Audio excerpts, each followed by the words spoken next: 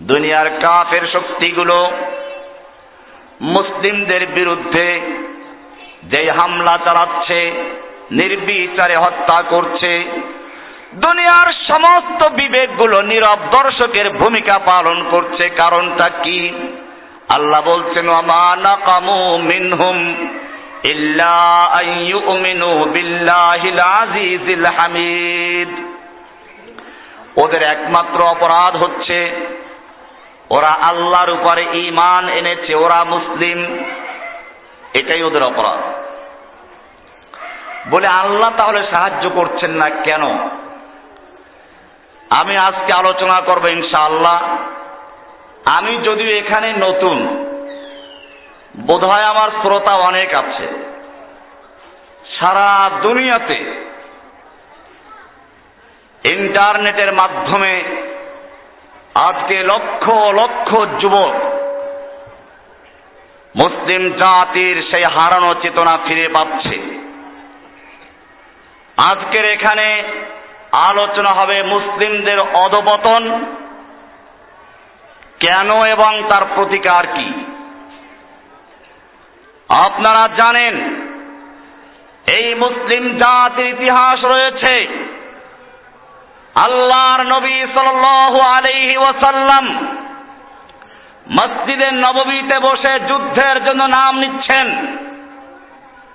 তৎকালীন সময়ের super power Rome সম্রাটের বিরুদ্ধে যুদ্ধ হবে।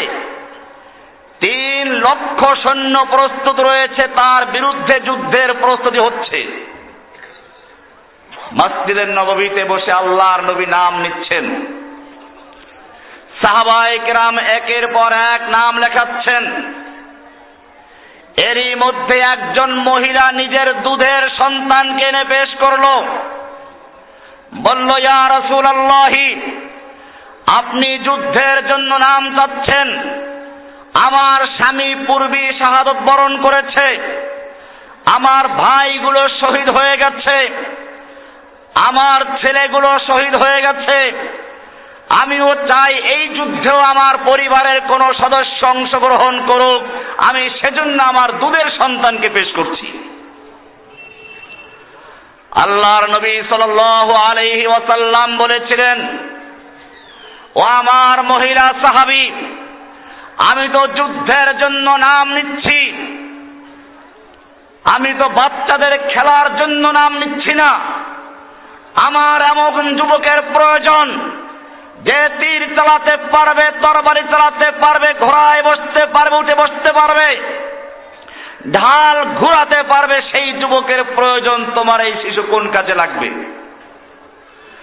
আল্লাহর নবীর সাহাবী মহিলা দু চোখের পানি ছেড়ে দিয়ে বলেছিলেন, ইয়া রাসূলুল্লাহি, আমিও জানি আমার এই শিশু তীর চালাতে পারবে না, তরবারি চালাতে পারবে না, ঘোড়ায় বসতে পারবে না, উঠে বসতে পারবে না, ঢাল ঘোরাতে পারবে না। কিন্তু আমি এটাও জানি, যখন আপনাকে লক্ষ্য করে দুশমনরা তীর ছুড়ে মারবে, আপনাকে লক্ষ্য করে তরবারি দিয়ে আঘাত করবে, সেই মুহূর্তে আপনার সামনে আমার সন্তানকে ঢাল স্বরূপ পেতে ধরবেন, আমার সন্তান টুকরো টুকরো হবে, আপনি রক্ষা পাবেন। আমি সেজন্য দান করেছি। এর নাম ছিল আশেকে রাসূল। তারা বড় বড় সম্মেলন করেন নাই। একটু পরে আলোচনায় আসবে ইনশাআল্লাহ। আপনারা জানেন খালিদ বিন ওলীদ রাদিয়াল্লাহু তাআলা আনহু ওমর বিন খাত্তাবের যুগে আর এক সুপার পাওয়ার তৎকালীন সময়ের পারস্য সম্রাটের বিরুদ্ধে যুদ্ধে গেলেন। একদিকে মুসলিমদের সেনাপতি খালিদ বিন ওলীদ, আর একদিকে পারস্যের সম্রাটের সেনাপতি হচ্ছে রুস্তম পাহলওয়ান। লক্ষ লক্ষ সৈনিকের বিরুদ্ধে মাত্র কয়েক হাজার সৈন্য নিয়ে উপস্থিত। তারপরেও কাফেরদের কলিজায় ভয় ছিল। আপনারা জানেন রুস্তমের গোয়েন্দারা রাত্রিবেলায় পাহারাদারি করতে গেল, গোয়েন্দাগিরি করতে গেল। রুস্তমকে রিপোর্ট করলো মুসলিম জাতির বিরুদ্ধে যুদ্ধ করার কোনো প্রয়োজন নেই, ওরা ভয়ে ক্রন্দন করছে। কারণ মুসলিমরা রাতের বেলায় শেষ রাতে তাহাজ্জুদ পড়ে আল্লাহর কাছে ক্রন্দন করে, ওরা মনে করেছে ভয়ে কান্নাকাটি শুরু করে দিয়েছে। এজন্য রুস্তম পাহলওয়ান তারপরেও 1,00,000 সৈন্য নিয়ে মাঠে অবতীর্ণ হলো। যুদ্ধ যখন শুরু হয়ে গেল, যেই লোকগুলো সম্পর্কে শুনেছিল তারা ভীত, তারা ভয়ে কান্নাকাটি করছে, সেই এক একজন মুসলিম সেনা ওদের হাজার হাজার সৈন্যকে জাহান্নামে নিক্ষেপ করছে, হত্যা করছে। রুস্তম যুদ্ধ বন্ধ করতে বলল। আবার রাতের বেলায় বহু বিচক্ষণ বহুদর্শী কয়েকজন গোয়েন্দা পাঠালো মুসলিম সেনাপতির তাঁবুতে। এবারেও গিয়ে দেখে তারা কান্নাকাটি করছে। এবারে কান্নাকাটির আসল কারণ কি তা উদ্ঘাটন করার চেষ্টা চলল। তারা বুঝতে পারলো কান্নাকাটি করে ঠিকই, তবে তারা মৃত্যুর ভয়ে না। রুস্তমকে জানিয়ে দিল। গোয়েন্দারা বলল, রুস্তম শুনে রাখো, মুসলিম জাতির বিরুদ্ধে যুদ্ধ করে পরাজয় বরণ করা ছাড়া কোনো উপায় নেই। রুস্তম জিজ্ঞেস করল, কারণ কি তারা কান্নাকাটি করে, আবার আমরা কেন পরাজিত হব? গোয়েন্দারা বলল, তারা কান্নাকাটি করে ঠিকই, তবে আমাদের ভয়ে না, মৃত্যুর ভয়ে ক্রন্দন করে না, বরং তোমার সৈনিকদের কাছে সুন্দরী যুবতী আর মদের পেয়ালা যত বেশি প্রিয়, মুসলিম সেনাদের মনের ভিতরে আল্লাহর রাস্তায় জীবন দেওয়া তার চেয়ে অনেক বেশি প্রিয়। এমনি ভাবে মসজিদে নববীর সেই গোয়েন্দারাও গিয়ে রোম সম্রাটকে জানিয়ে দিল, মুসলিমদের বিরুদ্ধে যুদ্ধ করে বিজয় লাভ করার স্বপ্ন দেখো না। রোম সম্রাট জিজ্ঞেস করলেন, ব্যাপার কি, মুসলিমদের সৈন্য কি আমাদের চেয়েও বেশি? বলেন, না, তাদের সৈন্য তো আমাদের চেয়ে অনেক কম। তাহলে কি তাদের গায়ে শক্তি বেশি? বলেন, না, তারা সব জীর্ণ শীর্ণ শুকনো রুটি আর খেজুর খায়। বলে, তাহলে কি ওদের অস্ত্র বেশি? বলে, না, অস্ত্র ওদের কাছে নেই। রোমের সম্রাট রাগ করলো, অস্ত্র আমাদের বেশি, সৈনিক আমাদের বেশি, শক্তি আমার সৈনিকদের গায়ে বেশি, তারপরেও কেন আমাকে ভয় দেখানো হচ্ছে? রোমের গোয়েন্দারা রোম সম্রাটকেও জানিয়ে দিয়েছিল, ওহে রোমের সম্রাট, জেনে রাখো, হতে পারে অস্ত্র তোমার কাছে বেশি, সৈনিক তোমার বেশি, শক্তি তোমার সৈনিকদের গায়ে বেশি, কিন্তু জেনে রাখো, তোমার সৈনিকরা মৃত্যুকে যত বেশি ভয় করে, মুহাম্মাদের সৈনিকেরা আল্লাহর রাস্তায় জীবন দেওয়া তা ততোধিক বেশি মহব্বত করে, ভালোবাসে। আপনারা জানেন, উহুদের যুদ্ধ চলছে। যুবক এসে বলছে, ইয়া রাসূলুল্লাহ, এই আমার যৌবন, এ আমার বাহু, এ আমার সুন্দর চেহারা, আমি যদি আল্লাহর রাস্তায় যুদ্ধ করে শহীদ হয়ে যাই, আল্লাহ আমাকে কি পুরস্কার দিবেন? আল্লাহর রাসূল সাল্লাল্লাহু আলাইহি ওয়াসাল্লাম বললেন, জান্নাত। ইন্নাল্লাহ আশতারা মিনাল মুমিনিন ইন্নাল্লাহ আশতারা মিনাল মুমিনিনা আনফুসাহুম ওয়া আমওয়ালাহুম বিআন্না লাহুমুল জান্নাহ। নিশ্চয়ই আল্লাহ সুবহানাহু ওয়া তাআলা ক্রয় করেছেন। কে ক্রয় করেছেন? বেচা কিনা করতে গেলে একজন লাগে ক্রেতা, একজন বিক্রেতা, একটা লাগে মূল্য, একটা লাগে পণ্য। কয়টা লাগে? চারটা। এরপরে বাজার। কি সুন্দর আয়াত! ওলামায়ে কেরাম খেয়াল করুন, ক্রেতা হচ্ছেন আল্লাহ। ক্রেতাকে? ইন্নাল্লাহা ইশতারা মিনাল মুমিনিন, নিশ্চয়ই আল্লাহ সুবহানাহু ওয়া তাআলা ক্রয় করেছেন, খরিদ করেছেন। কে খরিদ করেছেন? কাদের থেকে? বিক্রেতা কারা? মিনাল মুমিনিন, মুমিনদের থেকে ক্রয় করেছেন। বিক্রেতা হচ্ছেন কে? ক্রেতা কে? মুমিন। এবারে কি ক্রয় করছেন? ইন্নাল্লাহা ইশতারা মিনাল মুমিনিনা আনফুসাহুম ওয়া আমওয়ালাহুম বিআন্না লাহুমুল জান্নাহ, মুমিনদের থেকে তাদের জান এবং মাল ক্রয় করেছেন। পণ্য পাওয়া গেল, পণ্য হচ্ছে মুমিনদের জান এবং মাল। কিসের বিনিময়ে? বিআন্না লাহুমুল জান্নাহ, জান্নাতের বিনিময়ে ক্রয় করেছেন। কিসের বিনিময়ে? কি সুন্দর জান্নাত! সাহাবীকে আল্লাহর নবী জানিয়ে দিলেন জান্নাত পেয়ে যাবে। সাহাবী বললেন বাবা, শক্তিও তো প্রয়োজন। কয়েকটা খেজুর বের করলেন, কয়েকটা খেজুর খেয়ে বাকিগুলো ছুঁড়ে মারলেন, আর বললেন এতগুলো খেজুর খেতে গেলে আমার জান্নাতে যেতে অনেক দেরি হয়ে যাবে। তরবারি নিয়ে যুদ্ধের ময়দানে ঝাঁপিয়ে পড়লেন।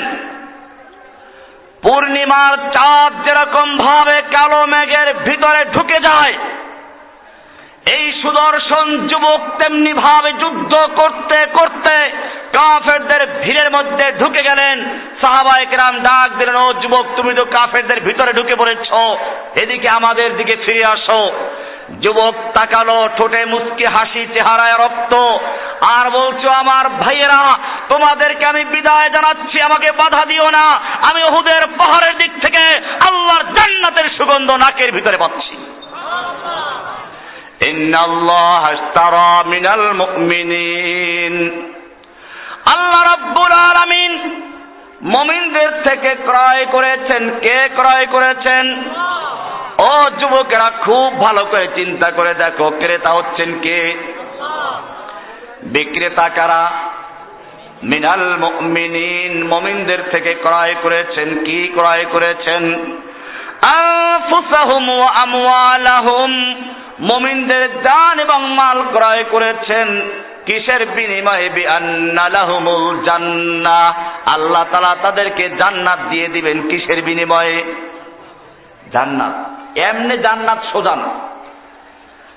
আল্লাহ রাসূল সাল্লাল্লাহু আলাইহি ওয়াসাল্লাম বলেছেন, আলা ইন্না সিলআতাল্লাহি গালিয়া, আলা ইন্না সিলআতাল্লাহিল জান্নাহ, আল্লাহর পণ্য বড় দামি। আল্লাহর সেই পণ্য হচ্ছে কি? জান্নাত। পণ্যটা কি? এই জান্নাত আল্লাহ তাআলা বিক্রয় করে দিয়েছেন মুমিনদের কাছে, মুমিনদের জানমাল ক্রয় করে। এবারে কাজটা কি? ইউকাতিলুনা ফি সাবিলিল্লাহ, বেচা কিনা করার জন্য যেরকম বাজারের প্রয়োজন, আল্লাহ রাব্বুল আলামিন মুমিনদের জান এবং মাল ক্রয় করেছেন জান্নাতের বিনিময়ে। এবার কি করতে হবে? বাজারটা কোথায়? ইউকাতিলুনা ফি সাবিলিল্লাহ, তারা আল্লাহর রাস্তায় কিতাল করে, যুদ্ধ করে। ফায়াকতুলুনা ওয়া ইউকতালুন, তারা মারে এবং মরে, মারে এবং মারবেও, মরবেও। খালি মার খাবে না। মুসলিমরা খালি মার খায় না, এখন তো কাফেররা মারে, আমরা মার খাই। এজন্য প্রস্তুতির প্রয়োজন আছে। আল্লাহ সুবহানাহু ওয়া তাআলা পবিত্র কোরআনে বলেছেন, ওয়াইদ্দু লাহুম মাসতাতাতুম মিন কুওয়া, ও মুমিনরা, তোমরা কাফেরদের শক্তি দেখে ভয় করো না। আমেরিকার লক্ষ লক্ষ সৈন্য, হাজার হাজার বিমান, ভারতের 15 লক্ষ সৈন্য, ওদের হাজার হাজার ট্যাঙ্ক আছে, পারমাণবিক বোমা আছে, বার্মার বৌদ্ধ আছে। আল্লাহ রাব্বুল আলামিন বলছেন, ওয়াইদ্দু লাহুম মাসতাতাতুম মিন কুওয়া, ও মুমিনরা, তোমরা তোমাদের শক্তি সামর্থ্য অনুযায়ী শক্তি অর্জন করো, শক্তি সামর্থ্য অনুযায়ী অর্জন করো। বিজয় দেওয়ার মালিক কে? মির রিবাতিল খাইল তুরহিবুনা বিহি আদুওয়াল্লাহি ওয়া আদুওয়াকুম যার মাধ্যমে তোমরা তোমাদের দুশমনদেরকে আর আল্লাহর দুশমনদেরকে ত্রাস সৃষ্টি করবে, ভয় দেখাবে। আল্লাহ বলছেন প্রস্তুতি গ্রহণ করার জন্য। ইউকাতিলুনা ফী সাবিলিল্লাহ, তারা আল্লাহর রাস্তায় মারামারি করে। ফায়াকতুলুনা ওয়া ইউকতালুন, তারা মারে আর মরে, মারে আর। এরপরে অনেকের মনে সন্দেহ থাকতে পারে যে আল্লাহ ওয়াদা পূরণ করে কিনা। জমি কিনতে গেলে মানুষ তিনটা দলিল দেখে। কয়টা দলিল? বর্তমান সময়ের দলিল, এর আগে পাকিস্তান আমলের দলিল, এর আগে ব্রিটিশ আমলের দলিল ঠিক আছে কিনা,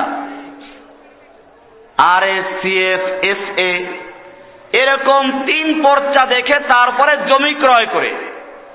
আল্লাহ রাব্বুল আলামিন এখানে তিনটা দলিল দিয়েছেন, কোরআন খুলে দেখুন। ওয়াদান আলাইহি হাক্কান ফিত তাওরাতি ওয়াল ইনজিলি ওয়াল কুরআন। ওয়াদান আলাইহি, যদি আল্লাহর রাস্তায় জীবন বিলিয়ে দিতে পারো, আল্লাহর রাস্তায় যদি কিতাল করে জীবন কুরবান করতে পারো, আল্লাহ জান্নাত দেওয়ার ওয়াদা করেছেন। ওয়াদান আলাইহি হাক্কান ফিত তাওরাতি ওয়াল ইনজিলি ওয়াল কুরআন। কুরআন হলো আমাদের বর্তমান সময়ের, আর এর আগে হচ্ছে ইনজিল, এর আগে তাওরাত। আল্লাহ রাব্বুল আলামিন এই তিন যুগের কিতাব উল্লেখ করে বলেছেন ওয়াদান আলাইহি হাক্কান ফিত তাওরাতি ওয়াল ইনজিলি ওয়াল কুরআন। আল্লাহ এই ওয়াদা করেছেন তাওরাতে, এই ওয়াদা করেছেন ইনজিলে, এই ওয়াদা করেছেন কোরআনে। এরপরে আল্লাহ বলছেন ওয়ামান আওফা বিআহদিহি মিনাল্লাহ। ও যুবকেরা, তোমরা চিন্তা করতে পারো আল্লাহ ওয়াদা পূরণ করে কিনা। আল্লাহ বলছেন ওয়ামান আওফা বিআহদিহি মিনাল্লাহ, আল্লাহর চেয়ে বেশি ওয়াদা পূরণকারী আর কে হতে পারে। ফাস্তাবশিরু বিবাইইকুমুল্লাযী বায়াতুম বিহ, তোমরা আল্লাহর সঙ্গে যে ব্যবসা করেছো, যে বেচা কিনা করেছো, ঠকো নাই। আল্লাহ ক্রয় করেছেন তোমার জান, তোমার জান মাল ক্রয় করেছেন কে? তুমি বিক্রয় করে দিয়ে ঠকো নাই। আল্লাহ বলছেন ফাস্তাবশিরু বিবাইইকুমুল্লাযী বায়াতুম বিহ ওয়াযালিকা হুয়াল ফাওজুল আযীম। এটাই হচ্ছে মহান বিজয়। আজকে মুসলিম জাতি এই সবক ভুলে গেছে। সূরা তওবার 111 নম্বর আয়াত, আমি শুরুতেই এই আয়াতটা তেলাওয়াত করেছিলাম।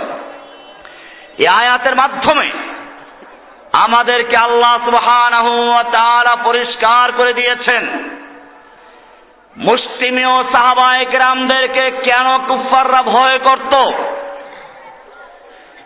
একদিকে তারা রাতের বেলায় তাহাজ্জুদ পড়তেন, আর একদিকে দিনের বেলায় যুদ্ধ করতেন। রুস্তমকে গোয়েন্দারা যখন জানালো, রুস্তম জিজ্ঞেস করেছিল তাহলে কান্নাকাটি করে কি জন্য?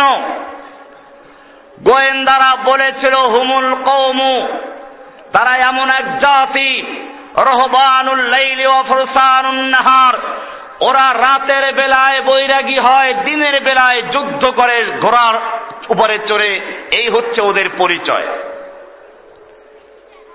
রহবানুল লাইলি ওয়া ফুরসানুন নাহার। আজকে মুসলিম জাতি আল্লাহর দেওয়া সবক ভুলে গেছে। এখন কেউ আছে মাজার নিয়ে, কেউ আছে আলেমুল গায়েব, নবী আলেমুল গায়েব কিনা। এমন কি এখন অনেক পীর বের হয়েছে ভণ্ড, যারা বলে পরকালে মুক্তির জন্য নামাজ রোজা লাগে না। জানি না এই এলাকায় পৌঁছেছে কিনা।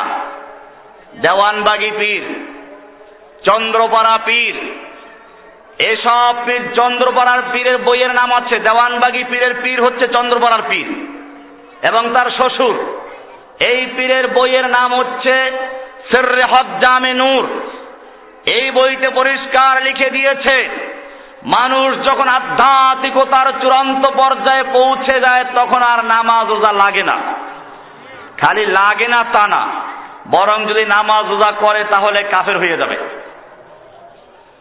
এমনি ভাবে দেওয়ানবাগী পীর তার বইতে লিখে দিয়েছে পরকালে মুক্তির জন্য ইসলাম ধর্ম গ্রহণ করার কোনো প্রয়োজন নেই।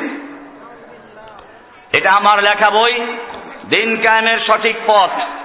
এই বইটা আমি রেফারেন্স সহ লিখে দিয়েছি। আল্লাহ কোন পথে, বইয়ের লেখক দেওয়ানবাগী পীর। এই বইয়ের ৩য় সংস্করণ ডিসেম্বর 1997 খ্রিস্টাব্দে লেখা। এই বইয়ের 113, 114, 125, 26 পৃষ্ঠায় লিখেছে। এরকম ভাবে মাইজ ভান্ডারী, এদের বই আছে মাইজ ভান্ডারীর জীবনী ও কেরামত। এই বইয়ের ৫দশ প্রকাশ জুলাই 2002, পৃষ্ঠা 151, 152-তে বলা হয়েছে পরকালে মুক্তির জন্য ইসলাম ধর্ম গ্রহণ করার আবশ্যকতা আছে বলে মনে করি না।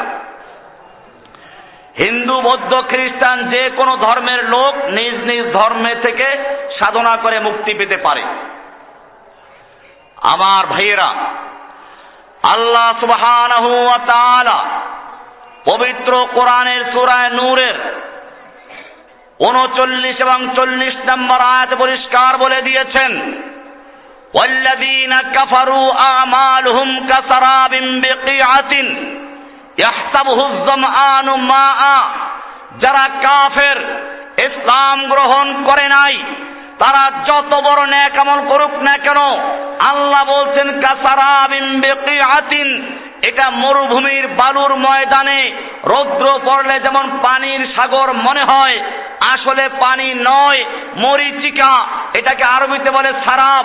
আল্লাহ তাআলা বলছেন কাসারাবিন বিকিআতিন, মরুভূমির সেই মরিচিকার মতো, ইয়াহসাবুহু যামআনু মাআ, যেটা লোকেরা পানি মনে করে আসলে পানি নয়, গিয়া কিছুই পায় না। এমনি ভাবে আল্লাহ সুবহানাহু ওয়া তাআলা কোরআনে পরিষ্কার বলেছেন, ওয়ামান ইয়াবতাগি গায়রাল ইসলামে দীনান ফালা ইউকবালা মিনহু। সূরা আলে ইমরান 85 নম্বর আয়াত।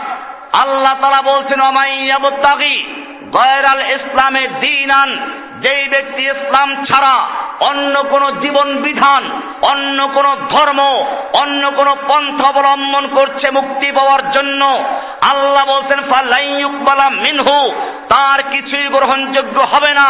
ওহুয়া ফিল আখিরাতি মিনাল খাসিরিন, আখিরাতে ক্ষতিগ্রস্ত হবে, জাহান্নামী হবে।